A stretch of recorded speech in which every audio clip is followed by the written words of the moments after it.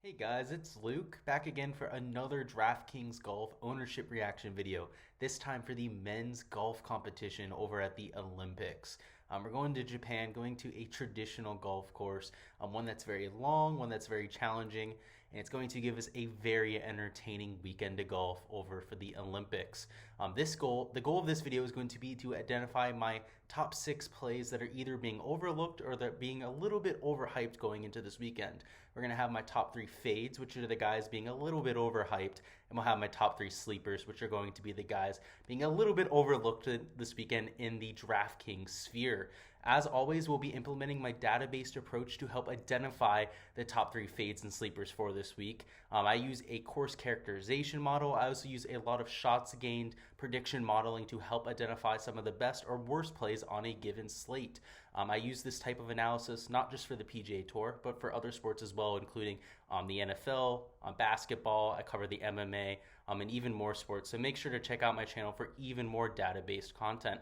And on top of the video content that I produce, I also have a Patreon page specifically for my PGA Tour projections. On there, I give my projection for all the players in the field. It'll be all 60 players in this week's field, usually 156 for a typical field. It's only $1. You get access to all my projections for a month, typically 3 or 4 golf tournaments. So it's a great value. Again, you get direct access to all of my projections, all of the raw data that I have available. And I recommend you guys check it out and sign up. The link is in the description, so make sure to do so. Without further delay though, guys, let's hop into my top fades and sleepers for the Olympic Games. Starting off with my fades for this week. At number 3, we have Siwoo Kim, priced at $7,800. Expected to be owned in about 14.8% of lineups. And my first fade, to be honest, was a little bit hard to make. I'm a huge Siwoo fan, somebody who's especially rooting for him considering the implications of this week. To be short, if you guys haven't heard it a million times already, if he medals this week, he gets out of his mandatory military obligations. A big deal. It's going to change his life if he's able to pull through and get a medal and everything like that. But as a result, his ownership is very inflated. People like to play their favorite players. They like to play people in DFS specifically that they're rooting for. So as a result, right now I have him at 14.8% ownership, but I wouldn't be surprised at all if that gets over the 20% threshold.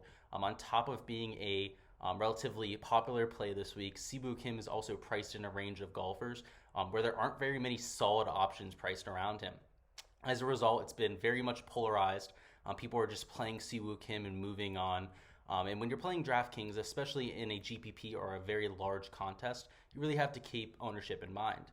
If he comes in higher than 20% ownership, it's going to be very hard to differentiate yourself from the rest of the field if he ends up coming through. And it's very obvious, too, that Siwoo Kim's not in a very good stretch of form. If we take a look at his last 3 months, his best finish was a 9th place finish at the Memorial. Other than that, his best finish was a 40th place finish, or he missed the cut in a majority of those starts. It's obvious that most people are going to play Siwoo this week just in hopes that he pulls through, just for that narrative based around the military service. I'll be rooting for him in real life. I'll potentially even put a bet on him to get a medal. I'd rather attack him from the betting sphere. But in terms of DFS, where he's going to be extremely highly owned, potentially even the chalk bomb in that 7K range, he's a fade for me.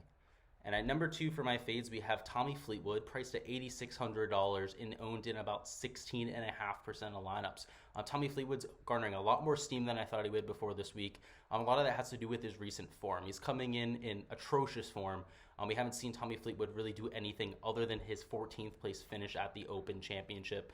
It was a 33rd place at the Open Championship. He did have a 14th place at the Wells Fargo Championship, but that was almost 3 months ago. So we haven't seen very much good form from Fleetwood. A lot of the sentiment behind him this week is that he's good internationally.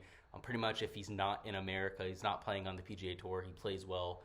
While there's a little bit of truth to that, obviously all of his wins have been internationally.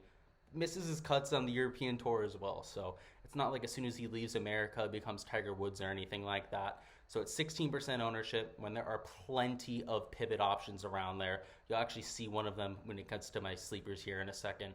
I'd much rather go to guys like that than 16% owned Tommy Fleetwood.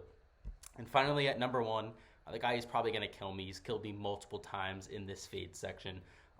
But I definitely think he's a fade this week. That is Colin Morikawa at $11,200.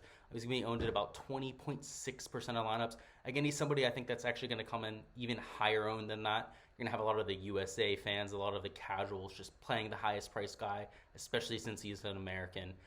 He's a winner of the Open Championship, obviously. He's the highest priced golfer on the entire slate, but he's also the highest owned option in the 10K plus range.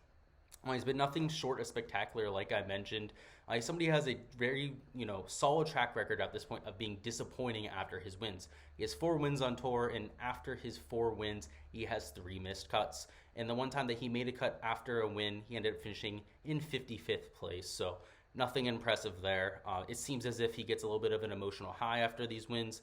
He ends up finding a hot putter on the right week. And we all know that putting is extremely volatile, especially if you're a bad putter. So it's not surprising to see him regress after some of these wins.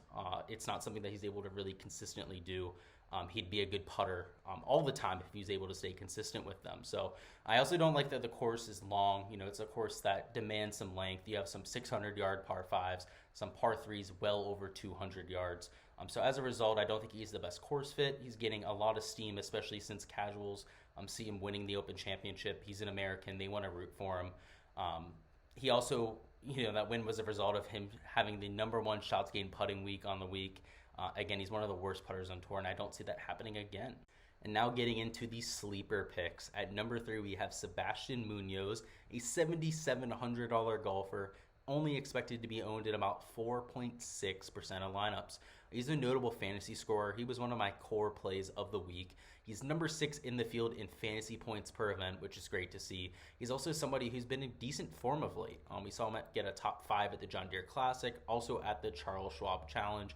And he's really been doing it in a sustainable fashion. He's been doing it with the putter. He's also been doing it with the off the tee play, which are 2 areas that Munoz has historically been very good at. I don't necessarily think he has a chance to win. I don't even think he's going to medal, to be quite honest with you. He's a high birdie or better percentage player, somebody that puts up 5 or 6 birdies in rounds whenever he's really feeling it. He obviously mixes in a few bogeys or even doubles. But at a no-cut event, and an event where you only have 60 players, he doesn't have to go in top 5 or even top 10 to be an optimal play. He's somebody who puts up enough birdies, especially in no-cut events, where he could very well put up 20, 25 birdies, double bogey like 5 to 10 holes and still be optimal.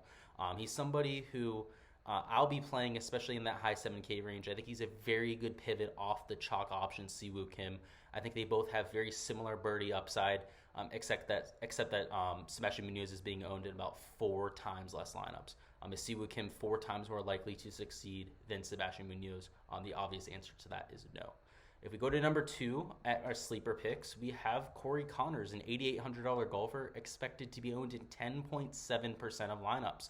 It seems as if the public has gone a little bit cold on Corey Conners. I've heard some other analysts say that people are getting just wary of playing him. It just seems like you're getting 20th place after 20th place after 20th place. And while there's something to be said for that, he hasn't come through and necessarily gotten us a win.